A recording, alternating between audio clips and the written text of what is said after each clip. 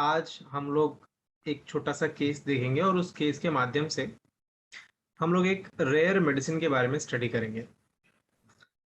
तो ये केस है कोस्टोकॉन्ड्राइटिस का। अब ये कोस्टोकॉन्ड्राइटिस क्या होता है? कोस्टोकॉन्ड्राइटिस एक तरीके का इन्फ्लेमेशन होता है इंटरकोस्टल मसल्स का। इसमें पेशेंट को सीवियर चेस्ट पेन महसूस होता है कोस्टोकॉन्ड्राइटिस का।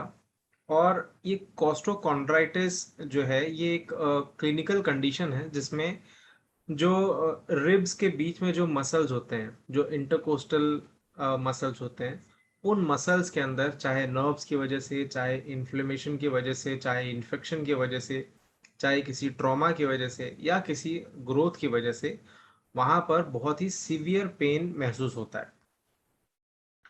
और ये इतना सीवियर होता है कि कई बार पेशेंट को ऐसा महसूस होता है कि उसको हार्ट अटैक जैसे सिम्टम्स आ रहे हैं, क्योंकि वो इसके जो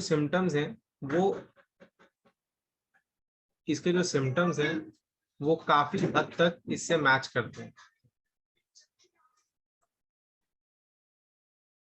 इसके जो सिम्टम्स हैं वो काफी हद तक हार्ट अटैक से मैच करते हैं। जैसे इसके अंदर क्या क्या सिम्टम्स होते हैं? जिसके अंदर सबसे पहले होता है चेस्ट पेन, बर्निंग पेन हो सकता है, स्टिकिंग पेन हो सकता है, स्टिचिंग पेन हो सकता है। और साथ ही साथ ये पेन जो है वो रेडिएट भी कर सकता है। खास करके कोस्टोकॉन्ड्राइटिस की एक खासियत है कि वो इसका जो पेन है वो लेफ्ट साइड में सबसे ज्यादा देखने को मिलता है। और लेफ्ट साइड के चेस्ट में अगर किसी को पेन होता है तो उसको सबसे पहले आशंका हार्ट अटैक की ही होती है। तो इस तरीके के इसके अंदर हमको सिम्टम्स देखने को मिलते हैं। अब इसकी जो खासियत है कि इसके अंदर नर्व एंडिंग सबसे ज्यादा प्रभावित हो जाती है। अब नर्व एंडिंग्स में और मसल्स में, इन्हीं दोनों में इसका पूरा खेल होता है। इन्हीं दोनों की वजह से सारे सिम्टम्स इसके अंदर आते हैं। एग्जैक्ट क्या कॉज है वो तो अभी तक कोस्टोकॉन्ड्राइटिस के बारे में ज्यादा जानकारियां नहीं है कि क्यों इसके अंदर ये प्रॉब्लम आ जाती है या क्यों इन इंटरकोस्टल कार्टिलेजेस के बीच में इन्फ्लेमेशन हो जाता है। लेकिन जो संभावित कारण है वो यही है कि या तो वो कोई इन्फेक्शन हो सकता है, इन्फेक्शन बैक्टीरियल भी हो सकता है, वायरल भी हो सकता है, या वो कोई ट्यूमर वगैरह का अगर कोई ग्रोथ हो रहा हो जिसकी वजह से उस पर प्रेशर पड़े और वो प्रॉब्लम देने लग जाए, वहां पर पेन होने लग जाए। या अगर कभी कोई ट्रॉमा का कोई अगर हिस्ट्री मिलता है जिससे उनको तकलीफ हो जाती है कोस्टोकॉन्ड्राइटिस वाली। इसके सिम्टम्स में और क्या हमको देखने को मिलता है? तो कोस्टोकॉन्ड्राइटिस के सिम्टम्स में हमको ये देखने को मिलता है कि ये प्रेशर से इसके अंदर तकलीफ बढ़ती है। अगर आप इसको अ, दबाने की कोशिश करेंगे या वो जिस तरफ उनको दर्द है उस तरफ अगर वो लेटने की कोशिश करेंगे, अगर वो सांस लेने की कोशिश करेंगे, गहरी सांस अगर लेंगे वो, तो ये तकलीफें एग्रीवेट होती हैं। अगर वो चलेंगे तो भी उनको एग्रीवेट होगा, अगर वो दौड़ेंगे तो भी वो एग्रीवेट होगा, कई बार अगर वो बात कर रहे हैं, ज्यादा देर तक बात करेंगे तो भी वो एग्रीवेशन हमको देखने को मिलता है। तो ये सारे सिम्टम्स हमको कोस्ट्रोकॉन्ड्राइटिस में देखने को मिलते हैं। तो इसी से मिलता जुलता एक छोटा सा केस है और उस केस को हम लोग देखकर समझने की कोशिश करते हैं कि इस केस में हम कैसे हेल्प कर सकते हैं। तो ये केस है कोस्ट्रोकॉन्ड्राइटिस का। 76 ईयर्स के एक पुरुष हैं, रिटायर्ड हैं, बिजनेसमैन हैं। और वो हमारे पास आए हैं इस कंप्लेन को लेकर कि उनको चेस्ट पेन है। अब चेस्ट पेन इस उम्र में अगर किसी को हो तो सभी का मन जो है वो बहुत जगह जगह पर भागता है कि कहीं कोई कार्डियक ट्रबल ना हो, कहीं कोई जीईआरडी की कोई समस्या ना हो, या कोई दूसरी कोई समस्या ना हो। तो हमने भी इस तरीके से उनको एनक्वायर किया काफी और उनसे पूछताछ की। और उस पूछताछ के दौरान उन्होंने बताया, यहाँ पर जो भी हम ये पैराग्राफ रीड करने वाले हैं वो एक लंबे इंटरव्यू का अंश है जिसमें जो मेन मुद्दे की बात है उसको संक्षिप्त में बताया गया। तो वो हमको पूरे इंक्वायरी के दौरान उन्होंने हमसे बताया कि मुझे यहाँ सीने में दर्द हो रहा है और ये जो पेन है ये लगातार रहता है। लगातार बना रहता है। लेकिन जब चलता हूँ या जोर से सांस खींचता हूँ अंदर की ओर, तब और ज्यादा हो जाता है।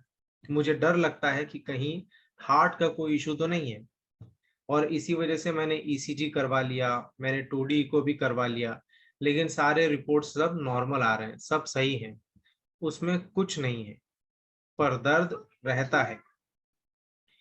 समझ नहीं आता कि क्या हुआ है।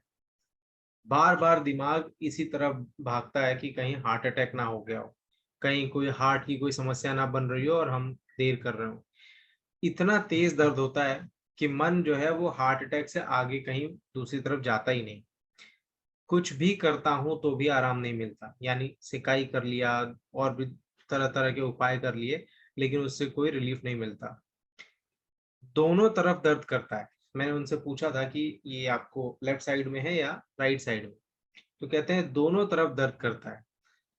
करवट होकर मैं सो नहीं सकता, क्योंकि जिस तरफ भी करवट करूंगा वहां पर उस पर प्रेशर पड़ता है, उस पर दबाव पड़ता है, और फिर वो दर्द करने लग जाता है, जिससे कि मैं सो नहीं पाता। फिर उनसे और भी ढेरों जानकारियां पूछी गई। हमने रूल आउट करने की कोशिश की कि कहीं वाकई कोई हार्ट वार्ट का इशू ना हो।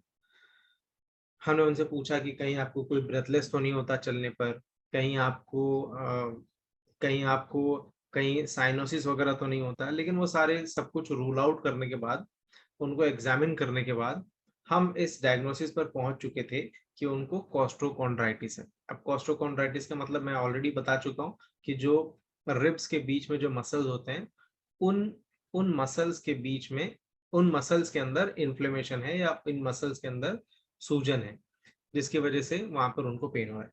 तो ये हम लोग एग्जामिनेशन करके हम ये बात समझ चुके थे। अब क्या कोई टेस्ट है जिससे कि हम ये पता कर सकें कि उनको कोस्ट्रोकॉन्ड्राइटिस है? तो ऐसा कोई टेस्ट नहीं है जिससे कि हम ये जांच पाएं कि इनको कोस्ट्रोकॉन्ड्राइटिस है।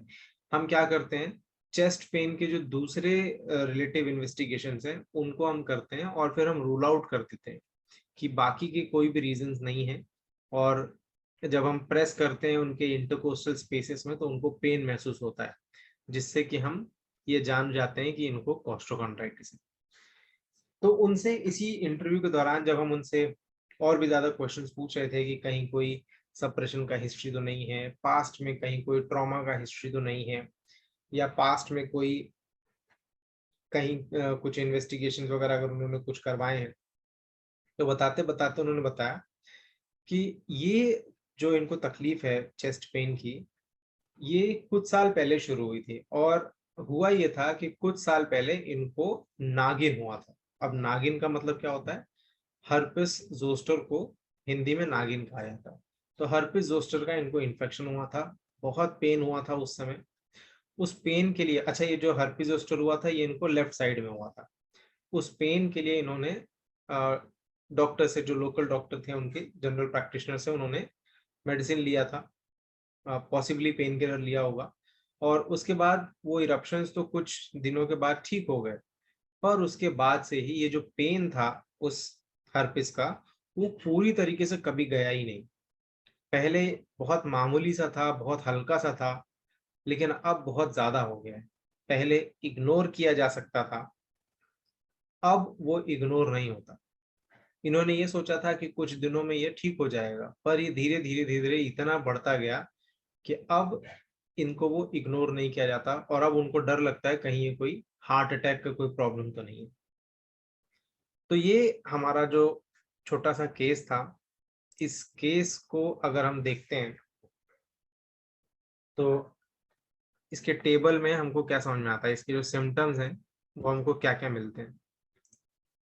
तो इसके सिम्टम्स हमको मिलता है, बहुत ही कम सिम्टम्स हैं, बहुत ही थोड़े से सिम्टम्स हैं, लेकिन उन थोड़े से सिम्टम्स में भी अगर हमको मोडालिटी मिल जाए, अगर हमको एक कोई कॉज मिल जाए, नेवर वेल सिंस टाइप का कुछ मिल जाए, तो हम किसी भी केस को सॉल्व कर सकते हैं।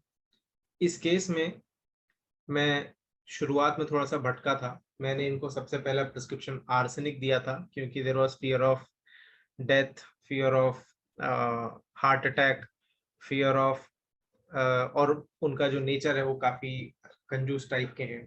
थोड़ा सा एवराइज नेचर है उनका, तो उन सब चीजों को कंसिडर करके आर्सेनिक दिया गया, but there was no relief. फिर उसके बाद उनको रस्टॉक्स दिया गया, देयर वाज नो रिलीफ, क्योंकि फिर उसके बाद उनको रूटा दिया गया, but there was no relief. Finally एक दिन ऐसा आया जब उन्होंने और भी ज्यादा जोर देकर कहा कि इसमें तो कोई फर्क नहीं पड़ रहा है, कहीं वाकई कोई दिक्कत तो नहीं है, मुझे फिर से ईसीजी कराना चाहिए, 2D को कराना चाहिए, या अगर आप सजेस्ट करें तो सीटी स्कैन या एमआरआई कराया जाए। तो मैंने उनसे कहा कि ठीक है, इस बार देख लेते हैं, उसके बाद देखते हैं। तो पहले क्या था कि मैं कॉन्स्टिट्यूशनल अप्रोच में जा रहा था, लेकिन वो कॉन्स्टिट्यूशनल अप्रोच शायद यहाँ लागू नहीं हो रहा था, क्योंकि ये जो सिम्टम्स थे बहुत ही प्रोमिनेंट थे। था ये क्रॉनिक कंप्लेंट, लेकिन एक्यूट फॉर्म में ये अपने आप को प्रेजेंट कर रहा था।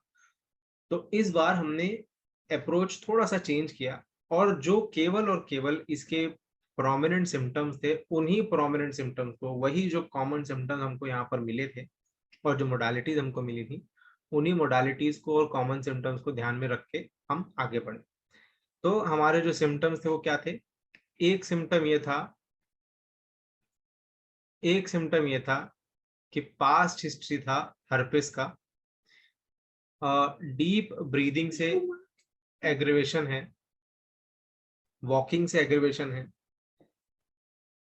लाइंग ऑन साइड्स से एग्रीवेशन है, प्रेशर से एग्रीवेशन है।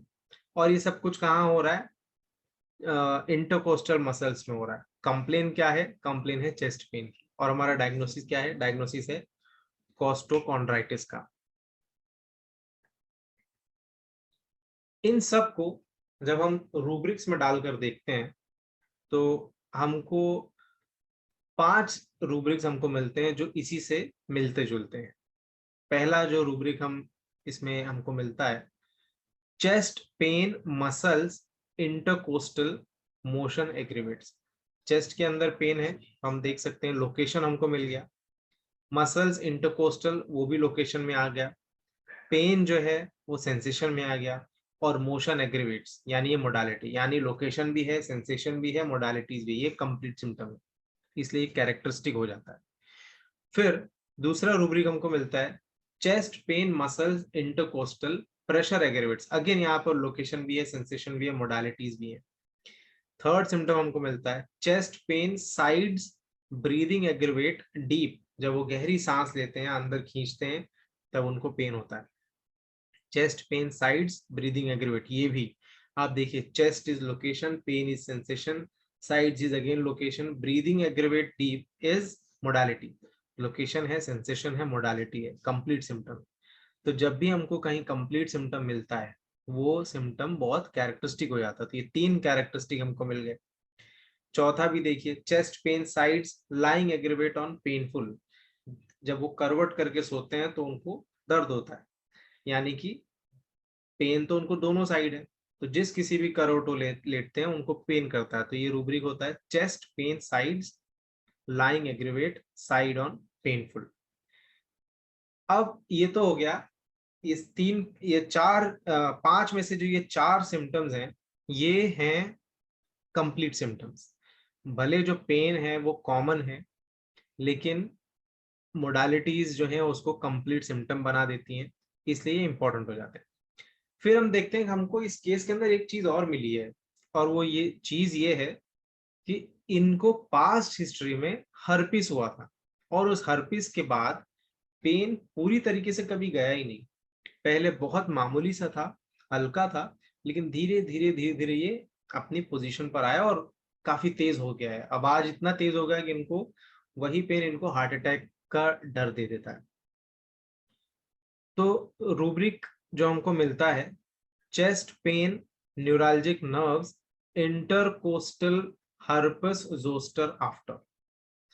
यहाँ पर हमको कॉज मिल जाता है, तो कहीं ना कहीं ये नेवर वेल सिंस टाइप का कॉज है कि जब से हर्पिस हुआ तब से वो कभी ठीक ही नहीं है, या हर्पिस जोस्टर का एक सीक्वल है ये। तो chest pain neuralgic nerves intercostal herpes zoster after, ये जो चेस्ट पेन है, ये चेस्ट है जो लोकेशन है, पेन न्यूरल्जिक ये सेंसेशन है, हर्पिस जोस्टर आफ्टर, ये कॉज है।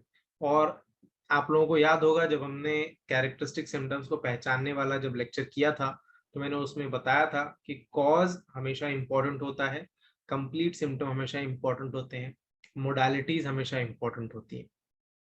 तो ये सब कुछ देखकर हमको लगता है कि हमारी जो टोटालिटी है ये एक बढ़िया टोटालिटी बन रही है। फिर हमने इसी को रेपोर्टरी चार्ट में कन्वर्ट किया और हम देख सकते हैं हमको जो इन पांचों रूब्रिक्स को लेने के बाद जो सबसे प्रोमिनेंट मेडिसिन हमको दिखाई दे रही है वो है रैननकुलस बल्बोसस। अभी जो रैननकुलस बल्बोसस है, इसको जब आप मल्टीरिया मेडिका में देखते हैं तब आपको पता लगता है कि इसके अंदर जो सबसे प्रोमिनेंट सिम्टम्स हैं वो यही सिम्टम्स हैं कि वो सारे सिम्टम्स हैं जो हमने अभी कोस्टोकॉन्ड्राइटिस के बारे में डिस्कस किया। ऑलमोस्ट स्पेसिफिक है ये कोस्टोकॉन्ड्राइटिस टाइप के पेन के लिए। तो हमने इनको रैननकुलस बल्बोसस 30 पोटेंसी में टीडीएस प्रिस्क्राइब किया और आज लगभग 5 साल हो गए। इनको बीच बीच में कभी भी जब वो पेन उभरता है तो ये रैननकुलस बल्बोसस से ही उनको रिलीफ मिल जाता है। वो पेन कंप्लीटली मैं नहीं कहूंगा कि एकदम से खत्म हो गया है, बट वो 99% चला गया है। कभी कभार अगर वो 1% जो बचा हुआ है अगर वो थोड़ा तकलीफ देता है तो रैननकुलस की 3-4 डोजेस के बाद वो फिर से गायब हो जाता है। तो he is leading almost a normal life without any trouble. जो उनको हार्ट अटैक जैसे सिम्टम्स थे, जो उनकी सिवेरिटी थी, वो सब कुछ अब पूरी तरीके से खत्म है।